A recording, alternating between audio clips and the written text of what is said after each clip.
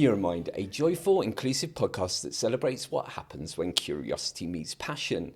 Each episode invites a neurodivergent or neurotypical guest to deep dive into their special interest, whether it's snooker, bingo, Lego, horses, Madonna, Star Trek, or in today's case, something that touches us all in different ways, mental health. Inspired by Mastermind, but without any of the pressure, spotlights, or performance anxiety.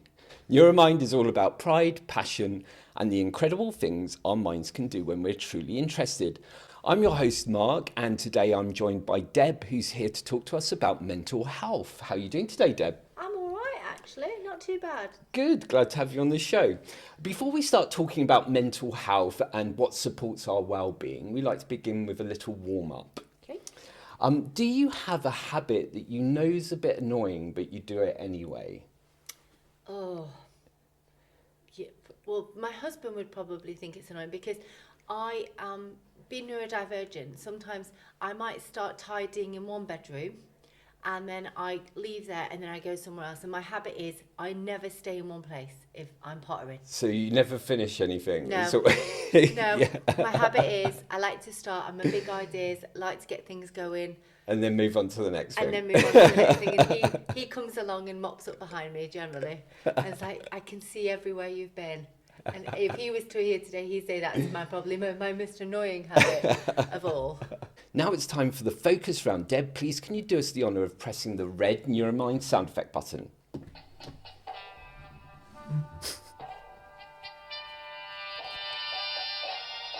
Here are your questions. What does mental health mean to you personally? Oh, mental health is such a big topic. So for me personally, growing up, I never really thought about mental health. I don't think anybody really does. No, not when you're young. Until I get poorly. Yeah. And then you know what mental health is. So for me, mental health is just the way your brain wants to operate in everyday world and everyday functioning. So whether that's happiness, because happiness is a mental health function. Yeah.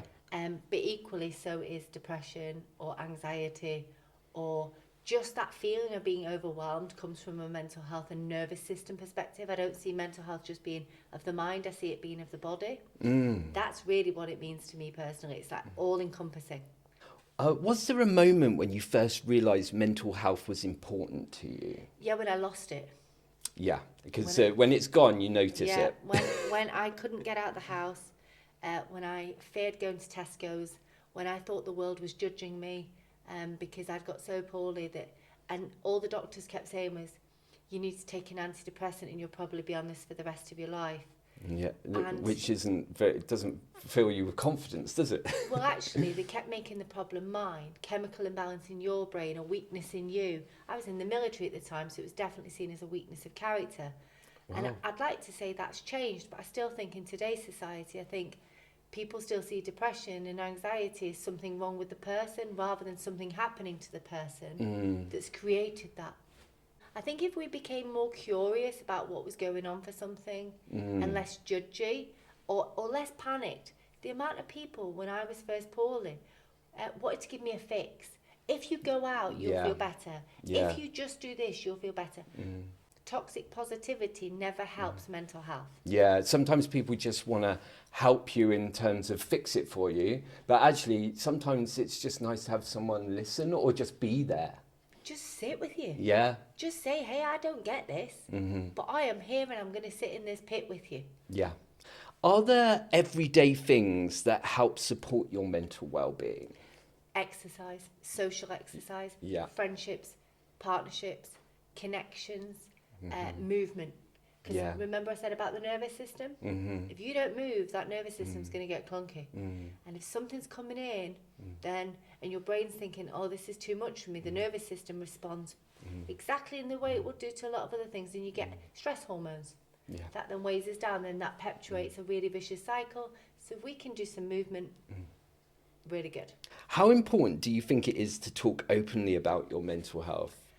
I think it's about talking openly, but it's about doing something constructive with it. Yeah, because the talk only gets you so far, right? Yeah, if you just put out onto the table all your stuff with mental health, nobody also knows what to do with it. But what you're doing is you're alerting your nervous system that something is technically wrong. And unless you're going to do something with that, you might feel better for like a short moment. So like you talk about it, you hear, somebody listens, oh, I feel better. Then you go away and nothing's been done with that information, which is why I'm super obsessed by EMDR. It's eye movement desensitization and reprocessing. Right. It was developed in the 80s by a lady called Francine Shapiro in America. And that is a more body and mind therapy rather than just talking therapy. And we do something quite active with the distress that sits in the body related to the mental health crisis. Okay, sounds interesting. It's fascinating. Yeah. I love it. I do that 5 days a week sometimes, 5 clients a day, or even with some clients, they've flown in and we've done EMDR intensive work. They've come for like a 2-week holiday, had their therapy, and felt it's been life-changing. Oh, right. It does sound good. I might have to look into it myself. Is, honestly, really good. Are there environments, routines, or activities that you find helpful? I suppose it's pretty personal to people, isn't it? What sort of works for them? Well, I think everybody, I know some people that love yoga or Pilates, that they like those slower ebbed things like Tai Chi, really focused, like mindfulness. People rave about those. But for some people, especially neurodivergents that may be ADHD, autism, even like me, dyslexic, like I'm severely dyslexic. Me too. You put me in a yoga studio, that my head goes into boredom threshold really quickly. Plus I'm quite dyspraxic, so trying to just move between things, then my critic comes in. Right. So they don't work for me. No. So for me, I need something quite fast moving that I've really got to concentrate on. So running. Yeah, I love going to the gym. That really sorts my head out completely. Smash it in the gym for an hour. Well, because you're burning off adrenaline, noradrenaline, cortisol. Yeah.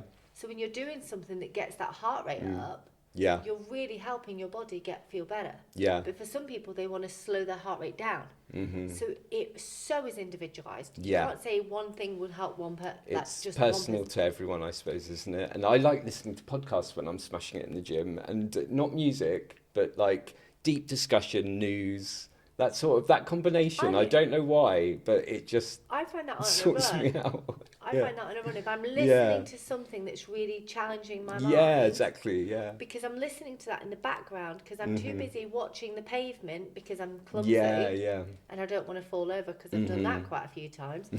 And I'm trying to focus on my breathing. So I've got 3 things on the go. Yeah, on the go, yeah, and you know what? And that's good. My brain likes that. Yeah. It brings this calmness that nothing else can do it. You and I are the same with that one. What advice would you give someone struggling but unsure how to talk about it? I think just know, or you shouldn't. No, I shouldn't do should, because we shouldn't never do shoulda, woulda, I know couldas. what you mean. Yeah, shoulda, woulda, couldas, no. Shoulda, woulda, couldas, just more harm for the brain. Yeah. If you have a trusted friend, you just say, hey, I'm struggling. Yeah. And that start, and if they say why and you don't know, it's okay to say, I don't know. Yeah. I think bottling it up is never good, is it? Listen, nobody ever said bottling it up is a great idea. No. It's just like having a champagne bottle, and every time you put something in, it's like shaking the bottle. Yeah. And we know what happens when that happens. Well, you ever shake that bottle, that pop's going to cork and you can lose all your champagne, explosion. Which is travesty. Yeah. If someone listening feels alone, what would you want them to hear? You're not. This podcast is here for you. Yeah. This podcast and other podcasts out there are here for you. There's places you can go. Just Google health and mental health, even in your area. It's out there. You've just got to look for it and find something that works for you. Yeah. Also for men, because a lot of men really struggle with reaching out. But there's a thing called Andy's Man Club. Oh yeah. Right, and I've never been, but I've heard some clients that have been, or some men that initially reached out for therapy, and I say, look, if you thought about like an Andy's Man Club or a male talking group or a gardening thing, because that's what they were particularly interested in. And then they've gone in, they've phoned me back up saying, I don't think I need to come in to pay for therapy, because actually that Andy's Man Club space actually gave me a sense of belonging. Like as a male, I'm not alone, and it is okay to go and talk about my emotions.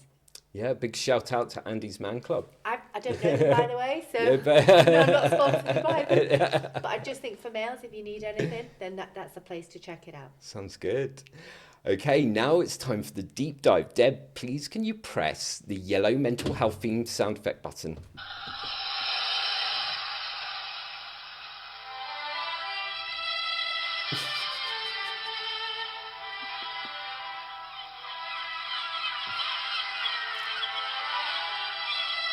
This might be a personal choice, but I love desert island discs. I love the sea. Yeah, there we go, combination. This is a chance to go beyond the questions and gently explore what mental health means to you. What do you think helps people feel safer opening up about mental health? I think trusting the person you're opening up to. Yeah, trust is a big factor, isn't it? Yeah, if you open up to somebody you don't trust, then sometimes we're doing a self-sabotaging behaviour because we know that's going to come back to hurt us more in the long run. Yeah. Now that might be tapping into some of those early traumas, you know, rejection or criticism or just something simple as, you know, I remember telling my mum once, you know, and my mum will probably not remember it in the same way, but it was really personal to me. I'd done really well in a spellings test. Like I think I'd got like 6 or 7 out of 10, which pretty good for a dyslexic. I know.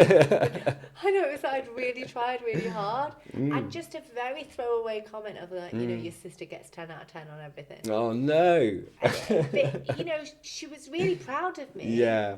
And she did nothing wrong, but my little body held on to that. Yeah. Well, you're not as good as your sister, are you? No. And all my life, I've always had that because my sister is so clever. Yeah. Like she's inspirational. She's a real leader. She's really strong.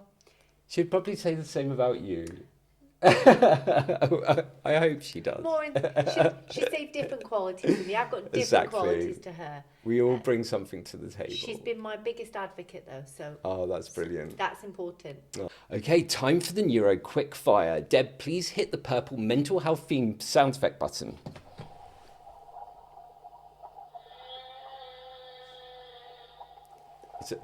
You might recognise it. It's Whale Song. Oh, Some people find that relaxing. I was thinking, is that a cow to start with? What is that? My brain was like, where are we going with this? This is a gentle, lightening round of choices. However, if you can't decide, feel free to say skip. Ready? Yeah. Quiet time or gentle company? Gentle company. Yeah, it's nice to have a friend. Routine or flexibility? Depends on stress. Yeah. If I'm highly stressed, rigid routine. If I've got low stress, I can be flexible. I'm with you there. Being outdoors or staying cozy indoors? Ooh, again, mood dependent. Yeah, mood dependent. But I do like the fresh air. Yeah, nice to blow the cobwebs away, right? I just think connecting with nature helps me feel grounded. Yeah, or the kids call it touching grass, don't they? I just like it, just feeling air. Yeah. Makes you feel like you're where you're centered. Mm-hmm. Big steps or small, steady progress? Oh, depending. Yeah. Some days I want to take a giant leap, but sometimes to take that leap, I need to put loads of little steps in place for it. Yeah, 100%. Deb, please press the pink mental health themed sound effect button to wrap things up. Bit of bird song for you. Yeah. Sounds like my bedroom window in the morning. Oh, does it? Oh, right. There we go.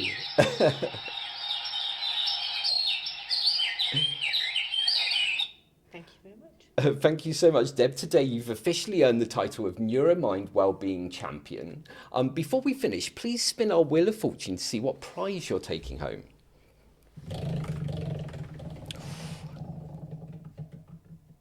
Oh, lucky loot! You have won these love hearts to remind you to be compassionate with yourself, and connection. And these these really stress balls. Oh, I love So a when stress you're feeling ball. stressed next, you can give them a squeeze. Oh, my clients have done that as well, though. Thank you so much, Deb, for Thank being you. on Neuromind. It's been an absolute joy having you on the show. Thank you very much. And to everyone listening, remember your special interest isn't weird, it's wonderful, and the world is brighter when we get to hear about it. Got a topic you could talk about for hours? We'd love to have you on the show. Come and be a guest on Neuromind, the podcast that celebrates everything you love, no matter how niche, nerdy, or neuro-wonderful. Tell us what lights up your mind. Comment below or message Neuroversal Studios. And don't forget to subscribe so you never miss an episode. Goodbye.